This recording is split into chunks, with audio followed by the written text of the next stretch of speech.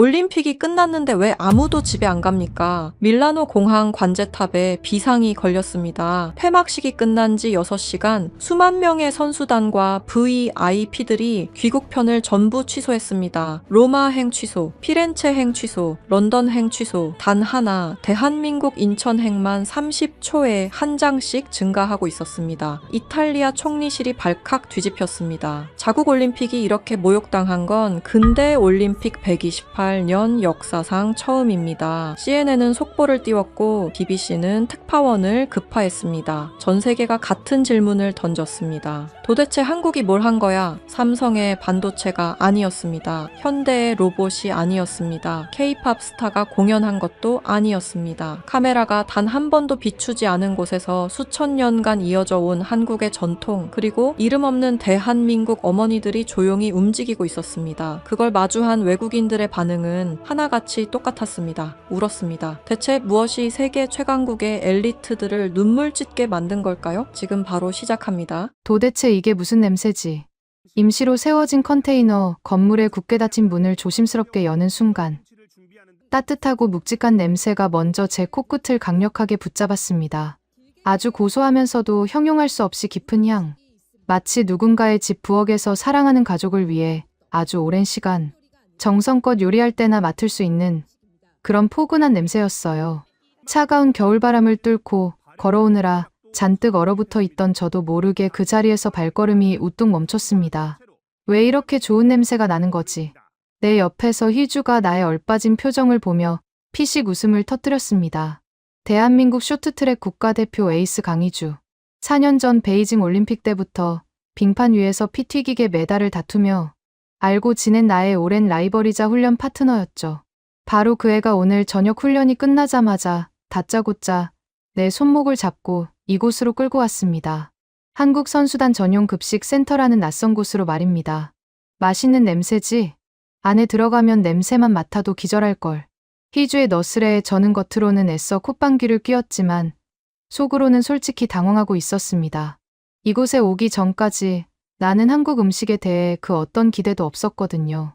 아니, 기대를 넘어서 아주 오만한 마음으로 은근히 깔보고 있었다는 표현이 더 정확할 겁니다. 매운 고추장이나 바르고 배추를 절여 만든 김치나 먹는 아시아 음식이 도대체 뭐 그리 대단하겠어. 그런 오만한 생각뿐이었습니다. 하지만 막상 안으로 들어서자 시각적인 충격이 두 번째로 저를 강타했습니다. 그냥 깔끔하다는 단순한 표현으로는 턱없이 부족했어요. 체계적이고 과학적이라는 말이 훨씬 더 정확하게 들어맞았습니다. 은빛으로 반짝이는 거대한 배식대가 완벽한 오열을 맞춰 일렬로 길게 늘어서 있었고 각 구역마다 온도를 다르게 유지하며 수십 가지의 다른 음식들이 정갈하게 준비되어 있었습니다. 하얀 위생복과 모자를 빈틈없이 착용한 조리사들은 마치 오케스트라 단원들처럼 각자의 자리에서 일사불란하고 분주하게 움직이고 있었습니다.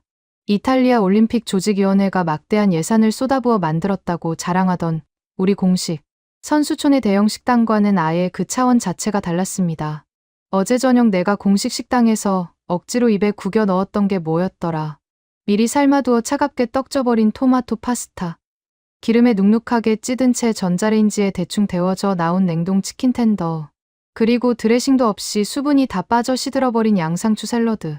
그것이 미식의 종주국이라 불리는 이탈리아가 자국을 대표해 목숨 걸고 빙판을 달리는 국가대표 선수들에게 제공한 끔찍한 만찬이었습니다. 비앙카, 저기 벽 쪽 스크린 좀 봐.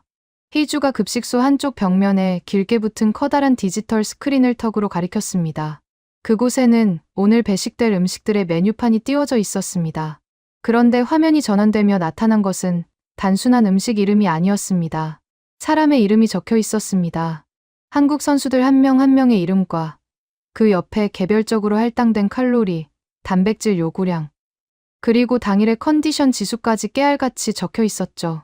크롤이 빠르게 내려가는데 갑자기 화면 한 구석에서 낯익은 알파벳 철자가 제 두 눈을 의심하게 만들었습니다. 비앙카 콘티, 국적 이탈리아, 종목 쇼트트랙 여자 500m, 특이사항 갑각류 알레르기 있음. 잠깐만 희주, 내 이름이 도대체 왜 저 화면에 떠 있는 거야? 희주가 덤덤한 표정으로 어깨를 으쓱했습니다. 우리랑 친하게 지내는 외국 선수들이나 코치진을 위한 초청용 맞춤. 식단 데이터베이스도 따로 운영하고 있거든. 네가 갑각류 알레르기가 있다는 거, 그리고 경기 전날에는 소화가 잘 되는 부드러운 고기를 선호한다는 것 같은 세세한 식습관, 데이터를 우리 영양팀이 미리 다 분석해서 시스템에 반영해 둔 거야. 말이 나오지 않았습니다. 믿기지 않았어요. 나는 그저 배가 고파 밥 한 끼 얻어먹으러 몰래 따라온 이탈리아 선수일 뿐인데, 나의 알레르기 정보와 식성까지 완벽하게 파악된 맞춤형 식단이 이 먼 타국의 임시 주방에서 이미 완벽하게 준비되어 있었다니요. 이게 정말 진짜라고. 너희는 올림픽 때마다 매번 이런 식으로 먹는단 말이야. 당연하지. 우리 한국 선수들은 어느 나라에 가든 원래들 이렇게 먹어.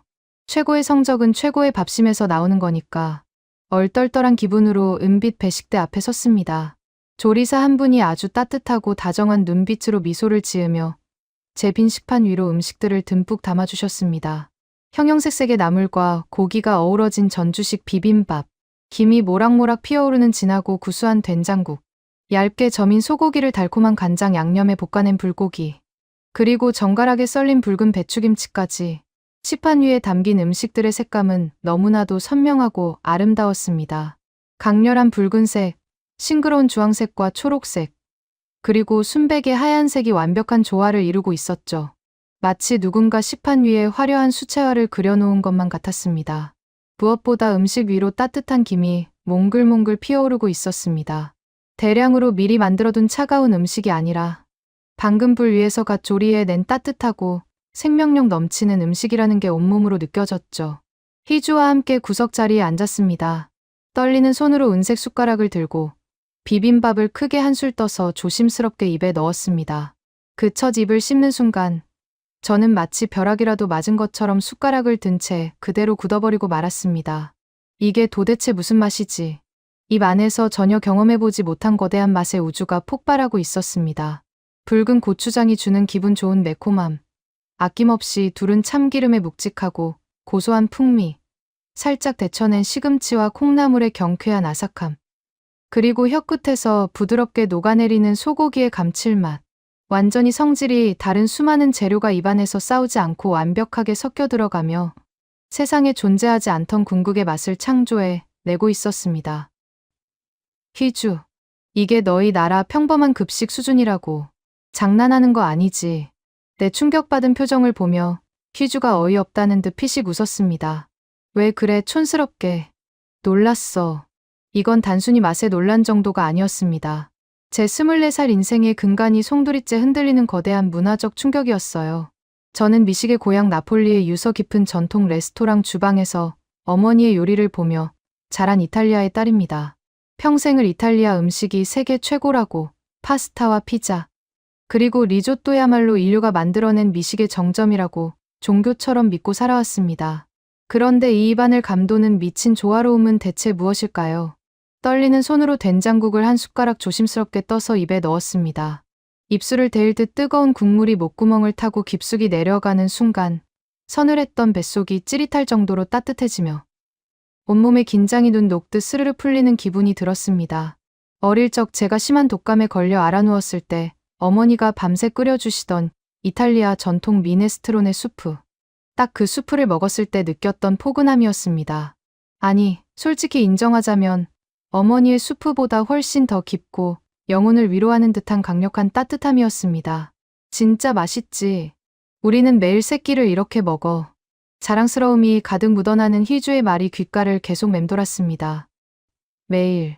이 엄청난 퀄리티의 정성스러운 음식을 매일 먹는다고. 천천히 주변을 둘러보았습니다. 100여 명이 넘는 한국 국가대표 선수들이 삼삼오오 모여 앉아 너무나도 자연스럽고 평온한 얼굴로 식사를 즐기고 있었습니다. 그들의 표정에는 피로감이나 불평 따위는 전혀 찾아볼 수 없었죠. 그저 이 완벽한 만찬이 자신들에게는 너무나 당연한 일상이라는 듯이 여유로워 보였습니다. 그 평화로운 광경을 바라보는 순간, 갑자기 어젯밤, 우리 이탈리아 선수촌 공식 급식실에서 벌어졌던 참담한 풍경이 뇌리를 스치고 지나갔습니다.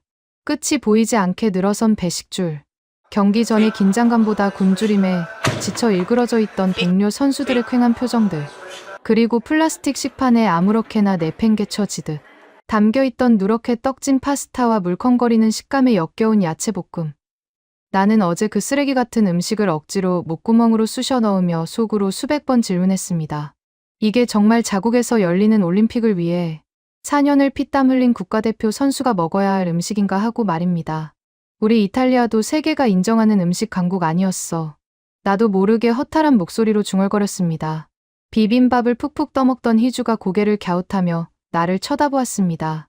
뭐라고, 비앙카? 아니, 아무것도 아니야. 밥이나 먹자. 얼버무리며 고개를 숙였지만 머릿속에서는 거대한 혼란과 근원적인 분노가 폭풍우처럼 휘몰아치고 있었습니다. 요리와 미식의 나라 이탈리아. 전 세계인들이 우리 음식을 찬양하는데 정작 우리는 왜 자국의 심장부에서 열리는 올림픽에서 우리 선수들에게 이토록 형편없는 쓰레기를 먹이고 있는 걸까요? 아시아의 작은 나라 한국은 먼 타국 땅까지 날아와 이렇게 완벽한 주방을 통째로 구현해내는데 왜 우리는 우리의 안방에서조차 그것을 해내지 못하는 걸까요? 식판 바닥까지 싹싹 긁어먹은 뒤 그릇을 반납하러 가자 배식을 해주시던 한국 조리사 아주머니가 땀방울을 닦으며 다정하게 물어오셨습니다. 우리 이탈리아 아가씨, 밥은 입에 좀 맞았어요. 아주 서툴고 억양이 센 영어였지만 그 목소리에는 깊은 애정과 자부심이 듬뿍 담겨 있었습니다. 나는 벅차오르는 감정을 억누르며 힘차게 고개를 끄덕일 수밖에 없었습니다. 네, 정말로 제 인생에서 먹어본 가장 훌륭하고 따뜻한 음식이었습니다. 감사합니다. 따뜻한 온기로 가득 찬 급식 센터의 문을 열고 다시 차가운 밤바람이 부는 밖으로 나오면서 저는 홀린 듯이 뒤를 돌아보았습니다. 유리창 너머로 식사하는 한국 선수들의 환하고 행복한 미소가 보였습니다. 메달에 대한 압박감마저 잊게 만드는 완벽한 치유의 공간이었습니다.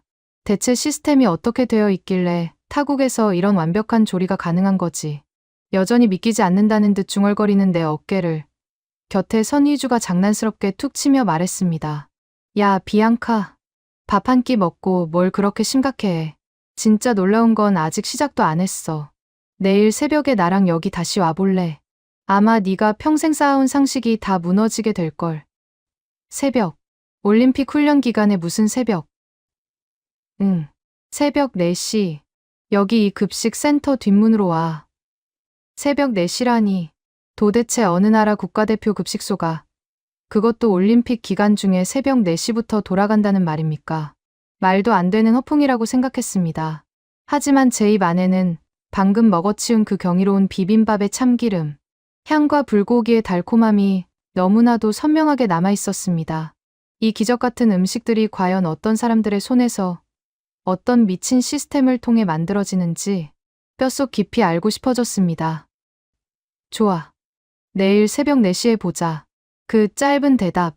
그것이 바로 이탈리아 국가대표인 제가 평생을 맹신해왔던 서구권의 시스템과 오만함을 산산조각 내고 대한민국의 진짜 저력 앞에 무릎을 꿇게 되는 거대한 폭풍이 시작이 될 줄은 그 차가운 밤바람 속에서는 꿈에도 상상하지 못했습니다. 휴대폰의 알람이 울린 것은 정확히 새벽 3시 30분이었습니다. 창밖은 아직 칠흑 같은 어둠에 잠겨 있었고 알프스 산맥에서 불어오는 영하의 매서운 칼바람이 창문 틈새를 때리며 기괴한 비명 소리를 내고 있었습니다. 자리에서 일어나려다 저도 모르게 몸을 둥글게 말며 신음을 흘렸습니다. 어제 저녁부터 멈춰버린 낡은 라디에이터 때문에 방 안의 공기는 마치 얼음 동굴처럼 차갑게 식어 있었습니다. 덜덜 떨리는 손으로 두꺼운 패딩을 2겹이나 껴입고 목도리까지 칭칭 감았지만 뼛속까지 스며드는 한기를 막기에는 역부족이었죠. 도대체 내가 지금 이 미친 새벽에 무슨 짓을 하고 있는 걸까? 오전부터는 당장 숨이 턱끝까지 차오르는 강도 높은 빙상 훈련이 잡혀 있는데 따뜻한 이불 속에서 1분이라도 더 체력을 비축해도 모자랄 판에 말입니다. 하지만 제 머릿속에는 오직 어제 저녁 입안에서 폭발했던 그 경이로운 비빔밥의 참기름, 향과 영혼까지 데워주던 따뜻한 된장국의 온기만이 가득 차 있었습니다. 이탈리아 미식의 자존심을 걸고 평생을 살아온 나폴리 전통 레스토랑의 딸로서 그 압도적인 맛의 비밀을 내 두 눈으로 직접 확인하지 않고서는 도저히 견딜 수가 없었습니다. 발소리를 죽여가며 쥐죽은 듯 고요한 선수촌 복도를 빠져나왔습니다. 차를 에이는 듯한 새벽바람을 맞으며 도착한 곳은 어제 희주를 따라갔던 선수촌, 외곽의 한국 선수단 전용 급식 지원 센터였습니다. 거대한 선수촌 전체가 짙은 어둠과 적막 속에 잠겨 있었지만 오직 그 임시 컨테이너 건물 하나만이 환한 불빛을 뿜어내며 하얀 김을 하늘로 쉴 새 없이 뿜어 올리고 있었습니다. 조심스럽게 뒷문으로 다가가자 이미 두꺼운 롱패딩을 입고 서 있던 희주가 나를 발견하고 환하게 웃으며 손을 흔들었습니다. 진짜 왔네, 비앙카. 추운데 고생했어. 자, 빨리 들어와. 희주가 묵직한 철문을 열어젖히는 순간 훅 하고 끼쳐오는 뜨겁고 습한 열기에 저는 하마터면 뒤로 넘어질 뻔했습니다. 영하 15도의 바깥 날씨와는 완전히 다른 세계였습니다.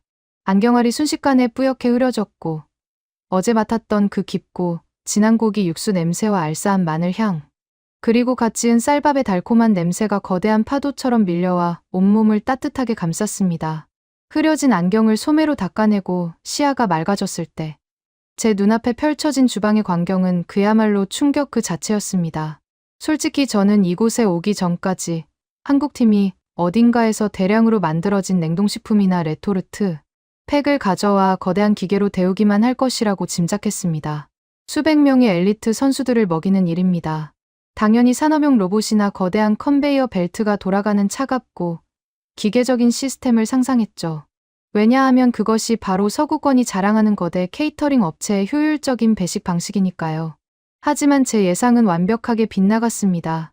축구장 절반만 한 거대한 주방 안에는 기계가 아니라 하얀 위생복과 마스크를 쓴 수십 명의 한국 조리사들과 영양사들이 마치 치열한 전쟁터의 병사들처럼 일사불란하게 움직이고 있었습니다. 한쪽 구석에서는 성인 여성의 허리춤까지 오는 거대한 스테인리스 가마솥 3개가 펄펄 끓고 있었습니다. 가까이 다가가 보니 그 안에는 맑은 물이 아니라 뽀얗게 우러난 진한 사골 육수와 큼직한 소고기 덩어리들이 수많은 파, 뿌리와 무와 함께 뒤엉켜 춤을 추고 있었습니다. 기계로 뽑아낸 인공 조미료 육수가 아니라 밤을 새워 뼈를 고아내고 불순물을 일일이 국자로 걷어내며 만든 진짜 영혼의 육수였습니다. 그 옆 조리대에서는 대여섯 명의 조리사들이 산더미처럼 쌓인 신선한 채소들을 직접 칼로 썰고 다듬고 있었습니다. 경쾌하게 도마를 두드리는 칼질 소리가 주방을 가득 채웠습니다. 진공 포장된 채로 공장에서 배달된 씻은 채소가 아니었습니다.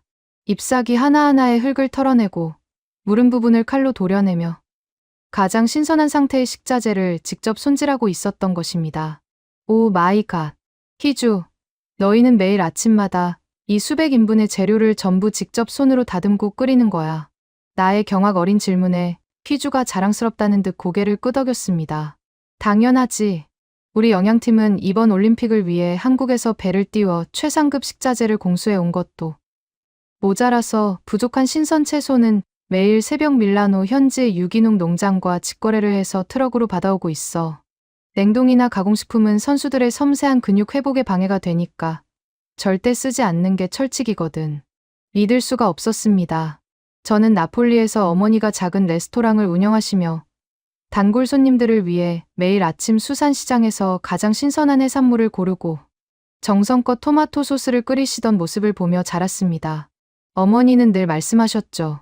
진짜 위대한 음식은 효율이나 속도가 아니라 요리하는 사람의 시간과 영혼을 갈아 넣어야만 완성되는 것이라고요. 그런데 그 어머니의 숭고한 장인 정신을 이탈리아 국가대표인 저는 자국에서 열리는 올림픽 식당이 아니라 지구 반대편 아시아에서 날아온 한국 사람들의 임시 주방에서 마주하고 있었습니다. 더욱 저를 놀라게 한 것은 주방 한가운데 자리 잡은 영양사들의 통제 구역이었습니다. 3명의 수석 영양사들이 여러 대의 노트북 화면을 뚫어지게 바라보며 주방 전체를 오케스트라 지휘자처럼 지휘하고 있었습니다. 3번 테이블 조리장님. 오늘 스피드 스케이팅 남자 대표팀 김 선수 허벅지 근육 뭉침이 심하다고 의무팀에서 연락 왔습니다. 오늘 김 선수가 먹을 볶음 요리에는 염증 완화에 좋은 강황가루 비율을 0.5g 더 늘려주시고 고기는 소화가 잘 되게 한 번 더 다져서 조리해주세요. 5번 테이블. 피겨 대표팀 아가씨들 오늘 체중 조절 기간이니까 샐러드 드레싱은 당분을 완전히 빼고 천연 과일즙으로만 산미를 맞춰주세요. 단백질은 기름기 없는 닭가슴살을 수비드 방식으로 가장 부드럽게 익혀서 올려주시고요. 그들의 대화를 듣는 순간 저는 전신에 소름이 쫙 돋는 것을 느꼈습니다. 이것은 단순히 배를 채우기 위한 밥 짓기가 아니었습니다. 선수들의 당일 컨디션, 훈련 강도, 심리 상태, 심지어 미세한 근육의 피로도까지 모든 의료 데이터를 실시간으로 분석하여 100여 명이 넘는 선수들, 각자에게 완벽하게 최적화된 처방전을 요리라는 형태로 만들어내고 있는 최첨단 의료 행위이자 눈물겨운 헌신이었습니다. 효율성과 예산 절감. 그것이 이번 밀라노 올림픽 이탈리아 조직위원회가 내세운 가장 큰 명분이었습니다. 그들은 막대한 예산을 아끼기 위해 글로벌 대형 케이터링 업체와 계약을 맺었습니다. 거대한 중앙 공장에서 대량으로 찍어낸 냉동식품을 플라스틱 용기에 담아 배달하고 식당에서는 그저 전자레인지와 거대한 오븐으로 그것을 데워내기만 했죠. 영양소는 파괴되었고 맛은 쓰레기통에나 들어갈 수준이었지만 조직위원회는 그것을 합리적이고 선진적인 서구의 시스템이라고 포장했습니다. 하지만 진정한 선진 시스템의 본질은 기계적인 효율이 아니었습니다. 눈앞에서 벌어지고 있는 한국팀의 새벽 4시는 저에게 뼈아픈 진실을 가르쳐주고 있었습니다. 메달의 색깔은 훈련장에서만 결정되는 것이 아니라는 것을요. 선수들이 흘린 피와 땀을 온전한 에너지로 바꿔주기 위해 보이지 않는 곳에서 밤잠을 설치며 산더미 같은 물을 썰고 육수를 끓여내는 이 보이지 않는 영웅들의 헌신이 없다면 위대한 기록은 결코 탄생할 수 없다는 것을 말입니다. 이제 알겠어, 비앙카. 우리가 빙판 위에서 그렇게 미친 듯이 달릴 수 있는 힘이 어디서 나오는지. 희주의 말에 저는 아무런 대답도 하지 못한 채 그저 끓어오르는 가마솥의 뜨거운 김 사이로 눈시울이 붉어지는 것을 애써 참아야만 했습니다.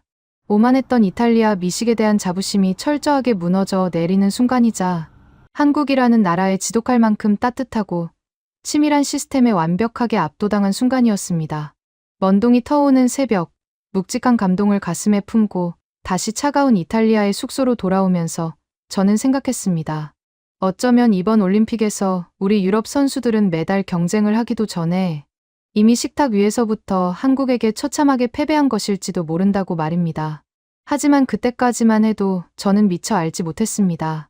기계적으로 데워진 서구식 냉동 튀김과 파스타가 단순히 맛이 없는 것을 넘어서 우리 유럽 선수들의 육체를 얼마나 끔찍하게 갉아먹고 있었는지를 말입니다.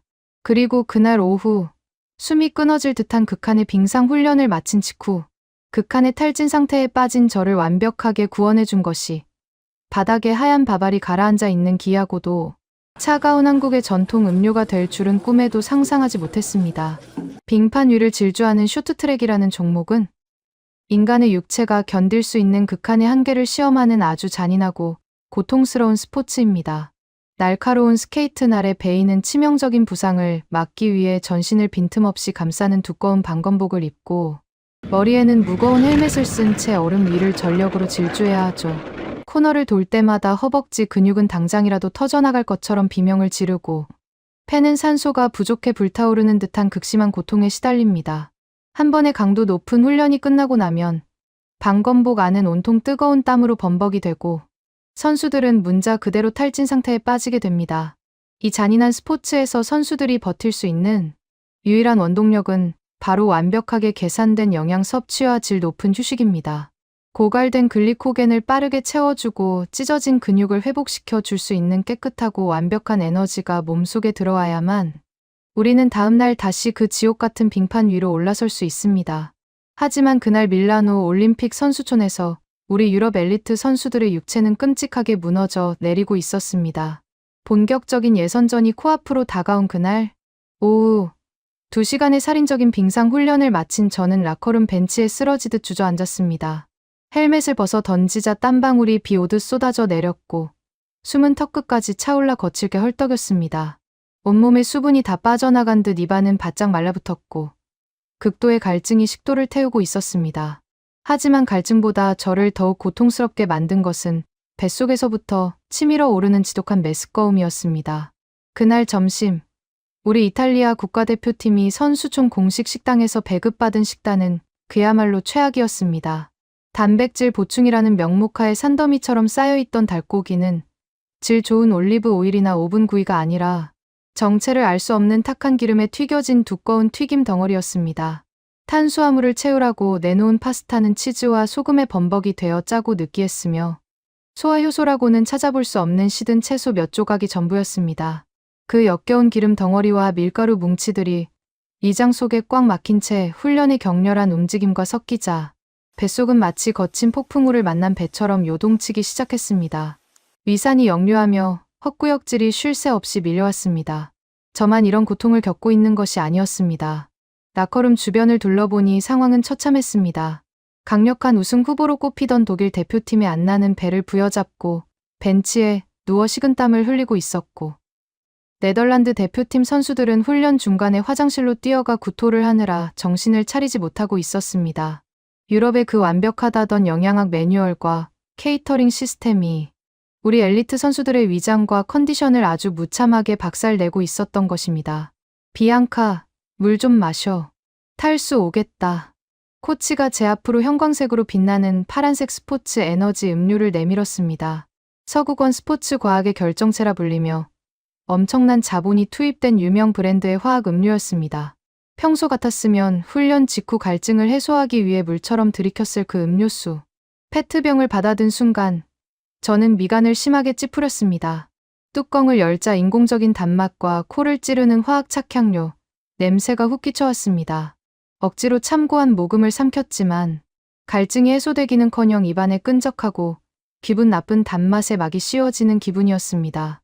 기름진 음식으로 가뜩이나 뒤집힌 위장에 인공화합물과 액상과당이 쏟아져 들어가자 결국 저는 참지 못하고 쓰레기통을 붙잡고 격렬한 헛구역질을 쏟아내고 말았습니다. 이따위 쓰레기 같은 기름진 음식과 인공 음료수로는 도저히 뛸 수가 없어. 내 근육과 내 위장이 전부 썩어 들어가는 기분이라고. 저는 바닥에 나뒹구는 스케이트화를 발로 차버리며 절망적으로 소리쳤습니다. 이탈리아 미식에 대한 자부심은 이미 형체도 없이 박살난 지 오래였고, 개최국 선수로서 금메달은커녕 당장 내일 예선전 빙판 위에 멀쩡히 서 있을 수나 있을지 두려움이 엄습했습니다. 제 육체의 한계와 함께 자존심이 철저하게 붕괴되는 순간이었습니다. 그때 라커룸 문이 열리며 한국 대표팀의 희주가 들어왔습니다. 저와 똑같이 2시간의 지옥 같은 훈련을 마친 직후였지만 희주의 상태는 저와는 너무나도 달랐습니다. 가쁜 숨을 몰아쉬고 있긴 했지만 그녀의 안색은 창백하지 않았고 위장 장애로 고통받는 기색도 전혀 없었습니다. 오히려 눈빛은 또렷하게 빛나고 있었고 발걸음은 가벼웠습니다.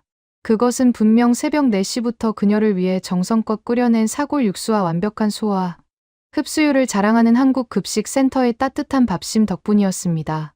쓰레기통을 붙잡고 눈물까지 찔끔 흘리며 헉헉거리는 저의 처참한 몰골을 발견한 희주가 깜짝 놀라며 다가왔습니다.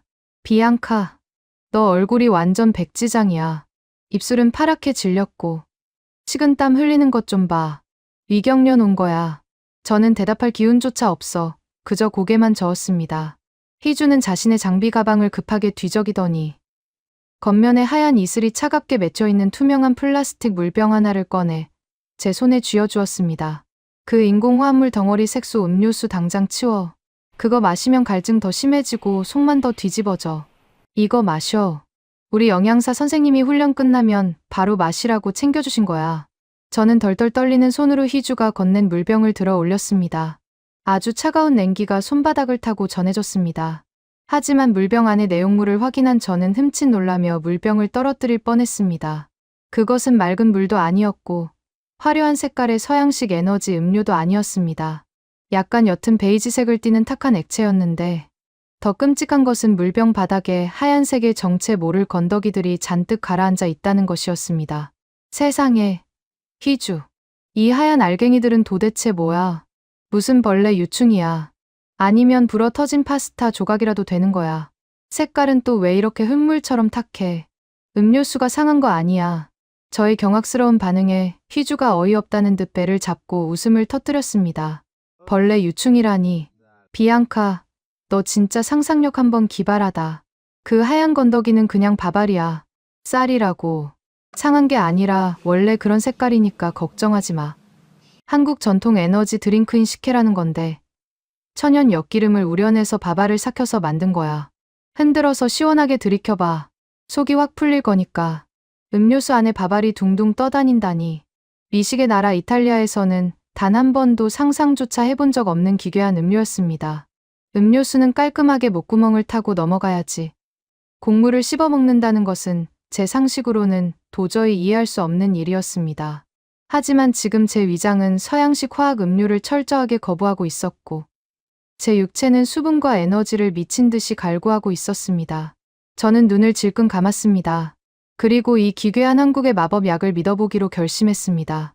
물병을 힘차게 흔들어 바닥에 가라앉은 밥알들을 위로 띄운 뒤 뚜껑을 열고 그대로 입에 털어 넣었습니다. 그 순간 저는 두 눈을 번쩍 뜰 수밖에 없었습니다. 가장 먼저 저를 강타한 것은 상상을 초월하는 극강의 시원함이었습니다. 액체와 함께 입안으로 쏟아져 들어온 것은 단순한 찬물이 아니라 살얼음이었습니다. 식혜 안에 얼어있던 미세한 살얼음. 알갱이들이 뜨겁게 타오르던 제 식도를 타고 짜릿하게 긁고 내려가며 위장까지 단숨에 도달했습니다. 훈련으로 인해 비정상적으로 치솟아 있던 몸속의 깊은 코어 열기가 순식간에 차갑게 식으면서 온몸에 땀구멍이 열리는 듯한 엄청난 쾌감이 밀려왔습니다. 그리고 뒤이어 입안을 가득 채운 것은 인공적인 설탕이나 액상 과당의 그 기분 나쁜 끈적함이 아니었습니다. 엿기름이라는 한국 고유의 재료가 만들어낸 아주 깊고 은은하며 고급스러운 단맛이었습니다.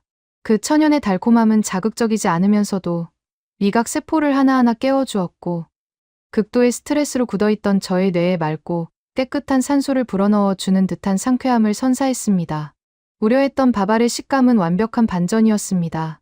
딱딱하거나 불쾌할 것이라는 예상과 달리 입술 사이로 쏙쏙 들어온 밥알들은 혀끝에 닿자마자 마치 눈송이처럼 부드럽게 녹아내렸습니다. 꿀꺽꿀꺽. 저는 숨을 쉬는 것조차 잊은 채 그 큰 물병에 담긴 차가운 식혜를 단숨에 바닥까지 비워냈습니다. 살얼음 뜬 식혜가 몸속으로 흡수되자 기적 같은 일이 벌어졌습니다. 튀김 요리 때문에 메스껍게 꼬여있던 위장이 편안하게 가라앉았고, 텅 비어있던 근육 세포 사이사이로 깨끗하고 청량한 수분과 천연 에너지가 꽉꽉 채워지는 것이 실시간으로 느껴졌습니다. 하아, 물병을 내려놓으며 저도 모르게 깊은 안도와 탄성을 내뱉었습니다. 쓰레기통을 붙잡고 구역질을 하던 조금 전에 끔찍한 몰골은 온데간데 없고, 당장이라도 다시 스케이트 끈을 조여 매고 빙판 위를 전력 질주할 수 있을 것만 같은 폭발적인 활력이 온몸에 감돌기 시작했습니다. 어때 비앙카? 내 말이 맞지. 인공화합물로 만든 서양식 스포츠 음료수 100병을 마시는 것보다 천연 곡물로 발효시켜 만든 우리 식혜 한 잔이 몸에 흡수되는 속도와 피로 회복 능력이 훨씬 뛰어나다고. 우리 한국 선수들은 어릴 때부터 땀 흘리고 나면 이 차가운 식혜를 마시면서 근육을 회복했어. 희주의 목소리에는 천년을 이어온 한국 전통 미식과 과학적 효능에 대한 확고한 자부심이 깃들어 있었습니다. 저는 텅 빈 물병을 멍하니 바라보았습니다. 플라스틱 병 속의 파란색 화학 액체에 의존하며 그것이 스포츠 과학의 정점이라고 믿어왔던 서구권의 시스템. 하지만 지구 반대편 한국은 이미 오래전부터 자연에서 얻은 천연의 재료와 오랜 발효의 지혜를 통해 인공, 화합물 따위는 감히 범접할 수 없는 완벽한 천연 에너지 회복 음료를 만들어 선수들에게 먹이고 있었던 것입니다. 이탈리아 나폴리의 레스토랑 딸로서, 그리고 서양의 스포츠 과학을 맹신하던 엘리트 국가대표로서 제 알량했던 자부심은 이 차가운 살얼음, 식혜한 모금 앞에서 완벽하게 박살나고 말았습니다. 희주, 너희 나라는 도대체 정체가 뭐야? 따뜻한 비빔밥으로 사람의 영혼을 위로하더니 이번엔 차가운 식혜로 죽어가던 근육까지 완벽하게 살려내잖아. 너희들의 시스템은 우리 같은 서구권의 상식으로는 도저히 이길 수 없는 미친 영역에 도달해 있어. 제가 진심을 담아 감탄을 쏟아내자 희주가 따뜻하게 웃으며 제 땀 젖은 머리를 쓰다듬어 주었습니다. 육체적인 한계와 끔찍한 음식으로 인한 고통은 한국의 마법 같은 음료 덕분에 기적처럼 회복되었습니다. 하지만 쇼트트랙이라는 짐승 같은 빙판의 세계는 육체적 회복만으로 모든 것이 해결되는 곳이 아니었습니다. 극도의 긴장감 속에서 치러지는 예선전. 그 차갑고 잔인한 승부의 세계에서 저는 곧 상상조차 하지 못했던 억울한 판정 시비와 거대한 위기에 직면하며 또다시 깊고 어두운 멘탈의 붕괴를 경험하게 됩니다. 가장 외롭고 춥고 서러웠던 그 텅 빈 훈련장 밖에서 세상 모든 것을 잃은 것처럼 절망하고 있던 저의 얼어붙은 눈물을 닦아준 것은 바로 뽀얗게 우러난 뜨거운 떡국 한 그릇이었습니다. 서구권의 냉혹한 경쟁주의 속에서 제가 잊고 살았던 정이라는 이름의 기적이 제게 어떻게 다가왔는지 그 가슴 먹먹한 이야기가 곧 시작됩니다. 쇼트트랙은 얼음 위에서 벌어지는 가장 잔인하고 냉혹한 스포츠입니다. 0.01초의 찰나의 승패가 엇갈리고 4년 동안 흘린 피와 땀이 단 한 번의 스케이트 날 부딪힘으로 물거품이 되어버리는 무서운 세계죠. 살얼음 식혜의 기적적인 마법으로 무너졌던 육체를 완벽하게 회복한 저는 드디어 개최국 이탈리아의 자존심을 어깨에 짊어지고 여자 500m 예선전 출발선에 섰습니다. 스타트 총성이 울리고 저는 미친 듯이 빙판을 치고 나갔습니다. 컨디션은 최고조였습니다. 이탈리아 관중들의 미친 듯한 함성이 경기장을 가득 채웠고 저는 아웃코스를 타며 선두로 치고 나갈 완벽한 타이밍을 노리고 있었습니다. 하지만 비극은 예고 없이 찾아왔습니다. 마지막 바퀴를 남겨두고 코너를 도는 순간 무리하게 인코스를 파고들던 캐나다 선수와 스케이트 날이 엉키면서 저는 그대로 중심을 잃고 빙판 위로 끔찍하게 나뒹굴고 말았습니다. 펜스에 강하게 부딪힌 충격보다 저를 더 절망하게 만든 것은 곧이어 울려 퍼진 심판의 날카로운 호각 소리였습니다. 경기장 전광판에 뜬 결과는 참담했습니다. 저에게 진로 방해라는 억울한 페널티가 주어지며 실격 처리가 된 것입니다. 4년이었습니다. 이 자국 올림픽 무대에서 금메달을 목에 걸기 위해 나폴리의 따뜻한 햇살을 뒤로하고 토리노의 차가운 훈련장에서 제 청춘을 전부 바쳤습니다. 하지만 그 모든 간절했던 꿈이 이토록 허망하게 박살 나버렸습니다. 억울함의 빙판 위를 주먹으로 내리치며 오열했지만 판정은 번복되지 않았습니다. 무거운 발걸음으로 트랙을 빠져나와 라커룸으로 향했을 때 저를 기다리고 있던 것은 서구권 엘리트 스포츠의 지독하게 차갑고 잔인한 현실이었습니다. 우리 이탈리아 대표팀 수석 코치는 저를 향해 위로의 말 한마디 건네지 않았습니다. 오히려 차갑게 굳은 표정으로 서류 클립보드를 신경질적으로 탁탁 치며 말했습니다. 비앙카, 인코스 틈을 그렇게 허술하게 내주면 어떡해. 너의 그 안일한 판단 하나 때문에 우리 이탈리아 대표팀의 귀중한 메달 하나가 날아갔어. 짐 챙겨서 당장 훈련장 밖으로 나가. 다음 경기 준비하는 다른 선수들 집중력 떨어지니까. 그것이 끝이었습니다. 철저한 성과주의와 개인주의로 무장한 서구권의 시스템 속에서 패배자에게 주어지는 온기 따위는 존재하지 않았습니다. 저는 도망치듯 장비 가방을 둘러매고 경기장 밖으로 쫓겨나듯 걸어 나왔습니다. 밖은 이미 해가 저물어 짙은 어둠이 깔려 있었고 하늘에서는 굵은 눈발이 쏟아져 내리기 시작했습니다. 얇은 국가대표 팀복 점퍼 하나만 걸친 채 저는 인적조차 드문 경기장 외곽의 차가운 나무 벤치에 홀로 웅크려 앉았습니다. 차를 에이는 듯한 알프스의 칼바람이 몰아쳤지만 제 마음속에 불어닥친 절망의 눈보라에 비하면 아무것도 아니었습니다. 개최국 에이스로서의 부담감, 억울한 실격 판정, 그리고 가족보다 더 믿었던 코치진의 차가운 외면, 모든 것이 끝났다는 깊은 고립감과 패배감이 저를 칠흑 같은 심연으로 끌어내리고 있었습니다. 소리내어 울림조차 없어 덜덜 떨리는 두 손의 얼굴을 파묻고 있을 때였습니다. 뽀드득거리는 눈 밟는 소리가 들리더니 누군가 제 어깨에 두껍고 따뜻한 롱패딩을 덮어주었습니다. 고개를 들어보니 제 평생의 라이벌이자 어제 저녁 저에게 기적 같은 식혜를 건네주었던 한국 대표팀의 희주였습니다. 그녀의 뒤에는 따뜻한 인상을 가진 한국 선수단 컨디셔닝 스태프 한 분이 커다란 보온통을 들고 서 있었습니다. 비앙카, 경기 다 봤어. 심판 판정이 정말 말도 안 되게 억울하게 나왔더라. 너 잘못한 거 하나도 없어. 속상해서 어떡해. 희주의 그 진심 어린 첫마디를 듣는 순간 억누르고 있던 서러움이 왈칵 터져 나오며 눈물이 볼을 타고 흘러내렸습니다. 우리 팀 코치조차 나를 비난하고 버렸는데 메달을 다투는 타국의 라이벌 선수가 텅 빈 눈밭까지 나를 찾아와 위로를 건네고 있었습니다. 울고 싶으면 펑펑 울어. 그리고 날씨 너무 추우니까 일단 이거부터 마시자. 우리 스태프 선생님이 너 주려고 숙소에서부터 끓여서 싸우신 거야. 한국 스태프분이 들고 있던 거대한 보온통의 뚜껑을 열었습니다. 그 순간 뚜껑 사이로 뿜어져 나온 하얀 김이 차가운 눈보라를 뚫고 제 얼굴을 따뜻하게 감쌌습니다. 그리고 새벽급식 센터에서 맡았던 그 묵직하고 깊은 고기 육수 냄새가 차가운 공기를 가르고 퍼져나갔습니다. 스태프분은 일회용 용기에 보온통의 내용물을 정성스럽게 가득 담아 제 얼어붙은 두 손에 쥐어주었습니다. 용기 안에는 맑은 물이 아니었습니다. 오랜 시간 뼈를 고아내어 뽀얗고 진하게 우러난 우윳빛 사골 국물이 찰랑거리고 있었고 그 안에는 동그랗고 납작하게 썰린 하얀색 떡들이 가득 담겨 있었습니다. 그 위로는 고소한 김가루와 얇게 채 썬 계란 지단이 소복하게 올려져 있었죠. 이게 뭐야, 휘주? 수프 같은 건가? 눈물이 그렁그렁하게 맺힌 눈으로 묻는 저에게 휘주가 따뜻한 미소를 지으며 대답했습니다. 이건 떡국이라는 거야. 비앙카, 우리 한국 사람들은 몸이 얼어붙고 마음이 갈기갈기 찢어져서 이제 모든 것이 다 끝났다고 절망할 때 이 따뜻하고 뽀얀 떡국 한 그릇을 마셔. 이 하얀 국물과 떡을 먹으면서 지난 과거의 슬픔과 억울함은 다 씻어버리고 마치 오늘 처음 태어난 것처럼 순백의 마음으로 새로운 시작을 다짐하는 거야. 너의 오늘 경기는 끝났지만 네가 달려온 빙판이 끝난 건 아니잖아. 떡국 먹고 다시 털고 일어나자. 새로운 시작을 다짐하는 순백의 위로.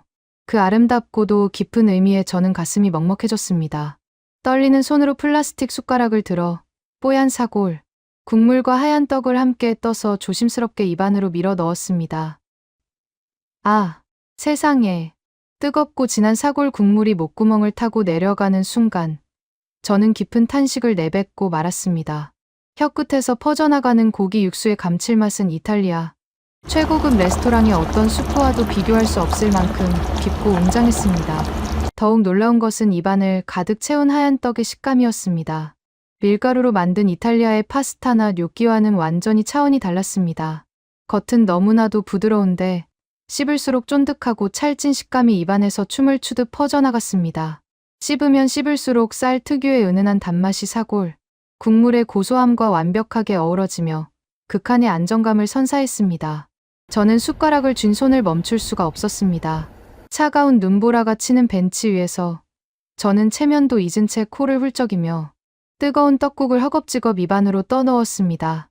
뜨거운 사골 국물이 위장에 도달하자 차갑게 얼어붙어 있던 오장육부가 눈 녹듯 사르르 풀리는 것이 느껴졌습니다. 하지만 떡국이 녹여버린 것은 비단 저의 얼어붙은 육체만이 아니었습니다. 용기 바닥에 남은 마지막 국물 한 방울까지 들이켜는 순간 제 두 눈에서는 뜨거운 눈물이 폭포수처럼 쏟아져 내리기 시작했습니다. 슬퍼서 흘리는 눈물이 아니었습니다. 억울해서 흘리는 눈물도 아니었습니다.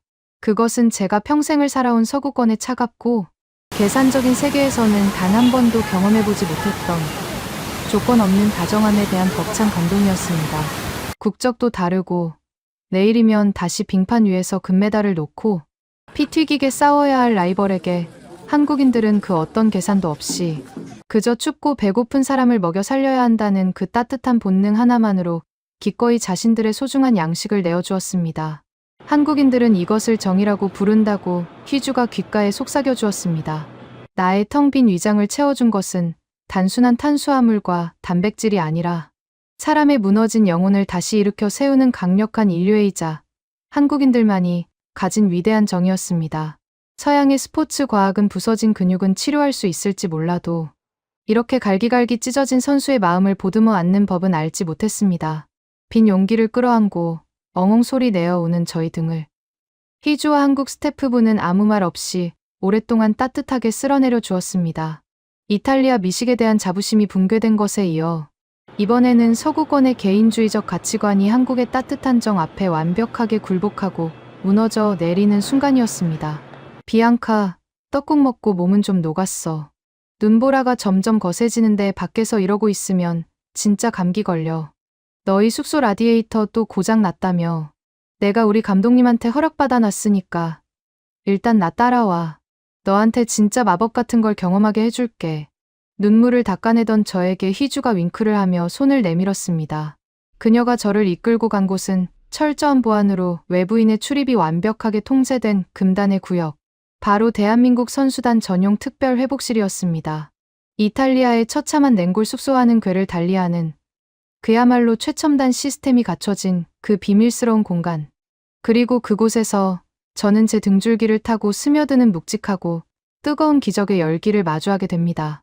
서구 우월주의의 오만함을 마지막 뿌리까지 완벽하게 불태워버린 그 충격적인 마법의 침대. 한국인들이 전기장판이라고 부르는 그 위대한 발명품 위에서 제가 겪은 소름 끼치는 경험이 곧 공개됩니다. 휘몰아치는 알프스의 눈보라를 뚫고 휘주의 따뜻한 손에 이끌려 도착한 곳은 선수촌. 가장 깊숙한 곳에 자리 잡은 대한민국 국가대표팀 전용 메디컬 회복센터였습니다. 건물 외관은 평범한 임시 조립식 패널로 보였지만 입구에서부터 뿜어져 나오는 분위기는 이탈리아 조직위원회가 관리하는 공식 숙소들과는 차원이 달랐습니다. 출입구에는 지문 인식기와 스마트 체온 측정기가 설치되어 있었고 철저한 보안 시스템이 외부인의 출입을 완벽하게 통제하고 있었습니다. 원래 타국 선수는 절대 출입 금지 구역인데 내가 우리 감독님과 수석 트레이너님께 특별히 부탁했어. 오늘 억울하게 실격당하고 눈밭에서 얼어 죽어가는 불쌍한 내 친구 좀 꼭 살려야겠다고 말이야. 희주가 장난스럽게 웃으며 출입 단말기에 자신의 신분증을 태그했습니다. 묵직한 자동문이 스르륵 열리며 내부의 공기가 바깥으로 흘러나오는 순간 저는 또 한 번 숨을 들이켜며 그 자리에 우뚝 멈춰 서고 말았습니다. 안으로 발을 내디디자마자 저를 감싼 것은 단순한 온풍기의 건조하고 답답한 열기가 아니었습니다. 온몸의 긴장을 사르르 풀어주는 완벽하게 세팅된 쾌적한 온도, 그리고 메마른 호흡기를 촉촉하게 적셔주는 최적의 습도가 건물 전체를 부드럽게 감싸고 있었습니다. 곰팡이 냄새와 퀴퀴한 먼지 냄새가 진동하던 우리 이탈리아 대표팀의 냉골, 숙소와는 완벽하게 대조되는 아주 청량하고 깨끗한 공기였습니다. 은은하게 풍겨오는 한국 특유의 한방 파스 냄새와 소독약 냄새마저도 마음을 지독하게 편안하게 만들었죠. 로비로 들어선 저는 벽면을 가득 채운 거대한 디지털 대시보드를 보고 턱이 빠질 듯한 경악을 금치 못했습니다. 그 거대한 화면에는 한국 대표팀 선수 전원의 실시간 생체 데이터가 쉴 새 없이 갱신되고 있었습니다. 선수별 당일 훈련량, 근육 피로도 지수, 수면의 질, 심박수 변이도, 심지어 부상 위험도까지 모든 것이 정밀한 수치와 그래프로 분석되어 스크린을 가득 채우고 있었죠. 스크린 앞에서는 서너 명의 전담 데이터 분석관과 스포츠, 의학 전문의들이 태블릿을 들고 심각한 표정으로 선수들의 내일 훈련 일정을 분 단위로 조율하고 있었습니다. 제가 속한 이탈리아 대표팀의 회복실 풍경이 머릿속을 스치고 지나갔습니다. 우리의 코치들은 여전히 종이로 된 낡은 차트에 볼펜으로 대충 선수들의 훈련 시간을 적어 넣었고 근육통을 호소하면 그저 차가운 얼음찜질 팩 하나를 던져주며 정신력으로 버티라는 말만 앵무새처럼 반복할 뿐이었습니다. 유럽의 합리주의와 서구권의 첨단 스포츠 과학, 그 화려한 포장지 속에 숨겨진 텅 빈 껍데기가 대한민국이 자체적으로 구축한 이 압도적인 빅데이터 의료 시스템 앞에서 철저하게 조롱당하고 있는 기분이었습니다. 놀라긴 아직 일러 비앙카. 빨리 안으로 들어와.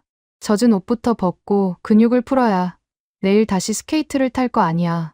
희주가 얼빠진 표정으로 서 있는 저의 팔을 잡아 끌며 안쪽의 개인 회복실로 안내했습니다. 문을 열고 들어간 아늑한 회복실 중앙에는 최고급 가죽으로 마감된 마사지 침대가 놓여 있었습니다. 훈련으로 뭉친 근육을 풀기 위해 그동안 수백 번도 넘게 누워본 익숙한 형태의 침대였죠. 희주가 저에게 젖은 점퍼를 벗고 침대 위에 편하게 누우라고 손짓했습니다. 솔직히 그 순간 저는 속으로 아주 짧은 한숨을 쉬며 몸을 움츠렸습니다. 서양의 마사지 침대란 늘 차갑고 딱딱한 가죽 표면을 가지고 있었으니까요. 혹한의 밖에서 덜덜 떨다 들어온 터라 얇은 훈련복 차림으로 그 차가운 가죽 위에 등을 대고 누우면 온몸에 소름이 돋을 것이 뻔했습니다. 저는 눈을 질끈 감고 차가운 감촉을 견뎌낼 각오를 하며 침대 위로 조심스럽게 등을 뉘었습니다. 그런데 내 등이 침대 표면에 닿는 바로 그 찰나의 순간. 저도 모르게 입에서 깊고 짙은 탄성이 터져 나왔습니다. 차가울 것이라 예상했던 침대의 표면은 얼음장이 아니었습니다. 믿을 수 없을 정도로 묵직하고 뜨끈한 열기가 가죽을 뚫고 올라와 저의 꽁꽁 언등짝을 빈틈없이 감싸 안고 있었던 것입니다. 너무 놀라 눈을 번쩍 뜬 저는 용수철처럼 몸을 반쯤 일으켜 침대 바닥을 손바닥으로 더듬었습니다. 희주, 이 침대 도대체 뭐야? 가죽 아래에 무슨 뜨거운 온천수라도 흐르고 있는 거야. 아니면 의료용 저괴선 히터가 침대 전체에 깔려 있는 거야. 침대 스스로 이렇게 뜨거운 열기를 뿜어내다니. 이런 첨단 장비는 미국 메이저리그나 영국 프리미어리그 구단에서도 본 적이 없어. 제가 눈을 동그랗게 뜨고 소리치자 옆에서 수건을 정리하던 희주가 배를 잡고 낄낄거리며 웃기 시작했습니다. 비앙카, 진정해. 무슨 첨단 온천수 침대 같은 소리 하고 있네. 이거 그냥 전기장판이라는 거야. 한국 사람들은 겨울에 이거 없으면 잠을 못 자거든. 선수들 근육 뭉친 거 풀 때 따뜻하게 지지는 게 최고라서. 우리 트레이너 선생님들이 침대 매트리스 크기에 맞춰서 한국에서 전부 공수해 온 거야. 어때? 끝내주지. 전기장판. 전기를 이용해 바닥 자체를 거대한 난로처럼 뜨겁게 달구는 마법의 융단. 온풍기를 틀어 건조하고 답답하게 공기만 데우는 서양의 난방 방식과는 그 근본부터가 완벽하게 달랐습니다. 희주의 권유로 저는 다시 그 마법의 전기장판 위에 온몸을 밀착하고 눈을 감았습니다. 그러자 제 24살 인생에서 단 한 번도 경험해보지 못한 경이로운 육체적 치유의 과정이 실시간으로 벌어지기 시작했습니다.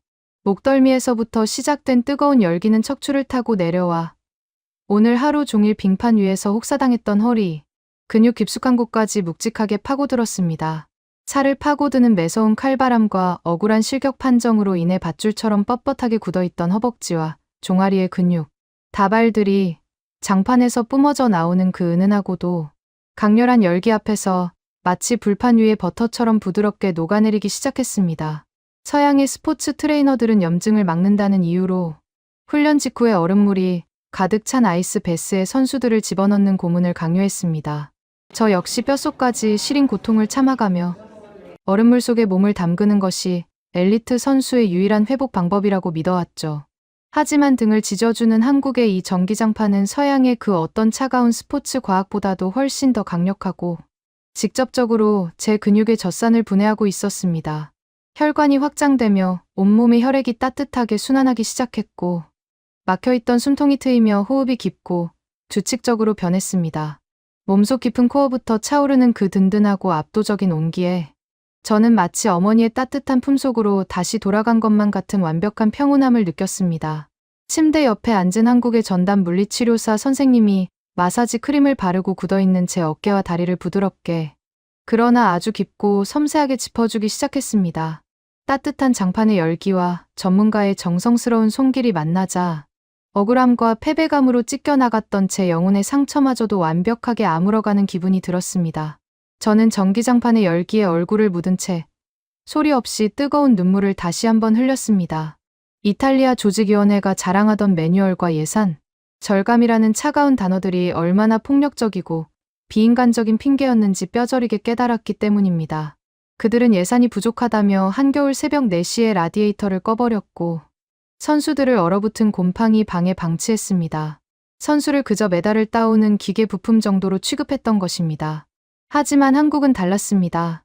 그들은 선수의 위장을 편안하게 하기 위해 새벽 4시에 사골 육수를 끓였고 차가운 식혜로 수분을 보충해 주었으며 얼어붙은 근육을 녹이기 위해 지구 반대편에서 이 무거운 전기장판을 수십 개나 비행기에 싣고 날아왔습니다. 그들은 선수이기 이전의 한 명의 사람으로서 우리가 마땅히 누려야 할 따뜻함과 보호를 완벽하게 제공하고 있었습니다. 이곳은 단순한 스포츠 회복실이 아니었습니다. 국적을 불문하고 한계에 부딪힌 인간의 무너진 존엄성을 떴고 한 그릇과 전기장판의 온기로 완벽하게 부활시키는 세상에서 가장 따뜻한 기적의 성소였습니다. 1시간의 완벽한 케어를 받고 K하우스를 나서는 저의 발걸음은 마치 깃털처럼 가벼웠습니다. 절망감은 온데간데 없이 사라졌고 내일 당장 다시 빙판 위를 날아다닐 수 있을 것만 같은 폭발적인 에너지가 전신을 휘감고 있었습니다. 저는 그날 밤 냉골 같은 이탈리아 숙소의 침대 위에서도 등줄기에 남아있는 전기장판의 그 아득한 온기를 떠올리며 올림픽 기간 중 가장 달콤하고 깊은 숙면을 취할 수 있었습니다. 하지만 다음날 아침 완벽하게 부활한 몸을 이끌고 훈련장으로 향하던 저는 전혀 예상치 못한 거대한 소동의 한복판에 서게 됩니다. 저의 억울한 실격 판정을 보상이라도 하듯 하늘이 만들어낸 묘한 기현상. 점심시간이 되자 개최국 이탈리아가 심혈을 기울여 만든 대형 뷔페 식당은 파리 한 마리 날아다니지 않을 정도로 텅텅 비어버렸습니다. 그 대신 훈련장 구석, 태극기가 펄럭이는 한국 급식 센터 앞으로 전 세계를 호령하는 톱클래스 엘리트 선수들이 눈치를 보며 길게 줄을 서는 올림픽 역사상 전무후무한 코미디 같은 대탈주국이 막을 올리고 있었습니다. 이탈리아의 자부심이 전 세계의 조롱거리로 전락하고 국경을 허물어버린 한국의 위대한 밥심이 선수촌 전체를 완벽하게 점령해 버린 그 놀랍고도 통쾌한 사건의 전말. 이제 곧 그 경이로운 현장이 공개됩니다. 기적 같은 하룻밤이 지났습니다. 다음 날 아침, 낡은 숙소의 삐걱거리는 침대 위에서 눈을 뜬 저는 제 몸에 일어난 믿을 수 없는 변화의 깊은 탄성을 내뱉고 말았습니다. 불과 하루 전만 해도 억울한 실격 판정과 매서운 눈보라 속에서 모든 희망을 잃고 죽어가던 제 육체였습니다. 근육은 밧줄처럼 딱딱하게 굳어 있었고 관절 마디마디에는 부서질 듯한 통증이 가득했었죠. 하지만 간밤에 한국의 비밀스러운 K-회복센터에서 경험했던 그 마법 같은 전기장판의 묵직한 열기, 그리고 위장을 따뜻하게 채워주었던 뽀얀 사골, 떡국에 옮기는 제 몸의 모든 세포를 완벽하게 새로운 상태로 부활시켜 놓았습니다. 침대에서 몸을 일으키는데 깃털처럼 가벼웠습니다. 허벅지와 종아리를 짓누르던 납덩이 같은 피로 물질들은 흔적조차 없이 사라졌고 오장육부 깊은 곳에서부터 뿜어져 나오는 맑고 강력한 에너지가 혈관을 타고 쉴 새 없이 돌고 있었습니다. 오늘 당장 빙판 위를 전력으로 질주하라고 해도 세계 신기록을 갈아치울 수 있을 것만 같은 폭발적인 컨디션이었습니다. 서구권의 차가운 얼음찜질과 화학약품으로는 절대 도달할 수 없는 인간의 자연, 치유력을 극대화한 대한민국 전통 회복 시스템의 완벽한 승리였습니다. 가벼운 발걸음으로 오전 빙상 훈련을 마치고 훈련장 라커룸을 빠져나왔을 때 시계는 어느덧 정오를 가리키고 있었습니다. 훈련으로 땀을 쏙 뺀 전 세계 엘리트 선수들이 가장 허기를 느끼고 에너지를 보충하기 위해 공식 식당으로 발걸음을 옮겨야 할 시간이었습니다. 이탈리아 올림픽 조직위원회가 막대한 예산을 쏟아부어 지어 올린 거대한 돔 형태의 뷔페 식당.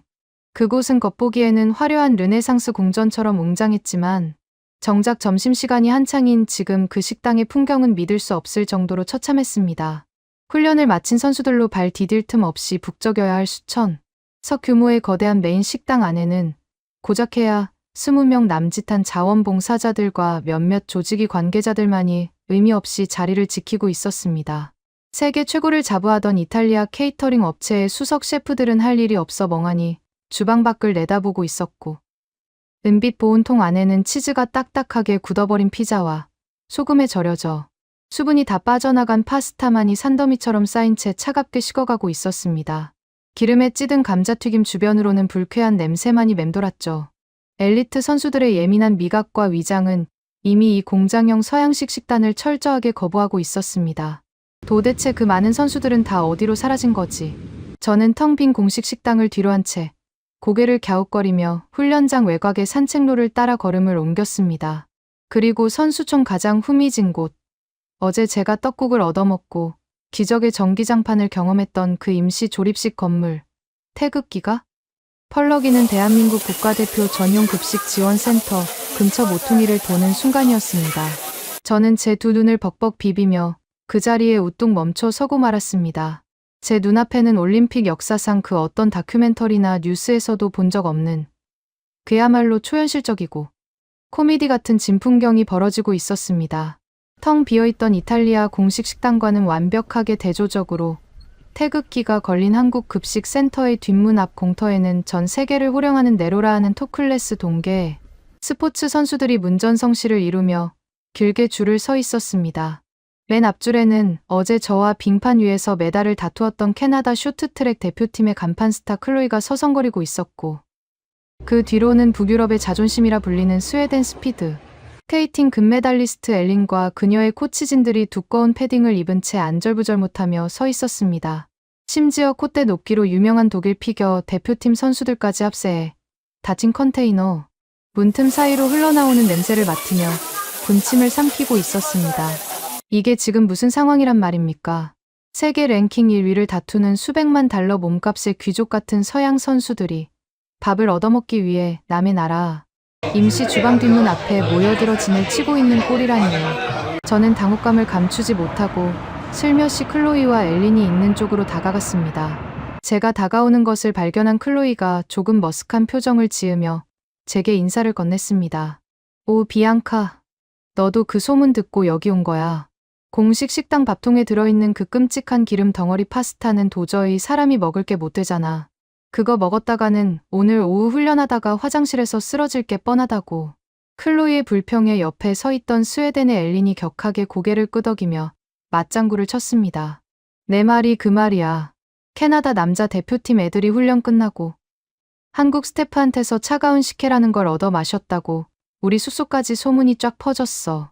살얼음이 동동 떠있는 천연 곡물 음료수라는데 그거 한 모금 마시니까 근육 피로가 기적처럼 싹 풀렸다더라고. 게다가 고기를 얇게 썰어서 달콤한 간장에 볶아낸 불고기랑 쌀로 만든 하얀 수프인 떡국이라는 게 그렇게 영혼을 울리는 맛이라며. 엘린의 눈동자는 이미 한국 음식에 대한 강렬한 호기심과 굶주림으로 반짝이고 있었습니다. 전 세계 선수촌의 네트워크는 상상을 초월할 정도로 빨랐습니다.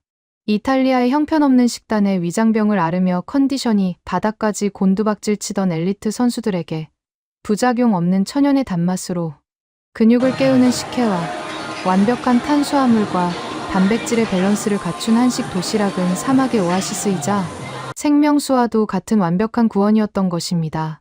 한국팀이 자체적으로 공수해온 그 완벽한 식단과 따뜻한 정에 대한 소문은 하룻밤 새해 국경과 종목을 뛰어넘어 전 세계 대표팀의 귓가로 강렬하게 파고들었습니다. 그들의 대화를 듣고 있는 제 얼굴은 불에 댄 것처럼 화끈거리기 시작했습니다. 이탈리아 국가대표 선수로서 그리고 이탈리아 국민으로서 형용할 수 없는 깊은 수치심이 밀려왔기 때문입니다. 우리는 미식의 나라입니다. 전 세계인들이 우리의 피자와 파스타를 찬양하고 우리의 식문화를 동경한다고 자부해왔습니다. 이탈리아 정부는 이번 올림픽을 유치하면서 전 세계 선수들에게 유럽 최고의 만찬을 제공하겠다고 큰 소리를 쳤습니다.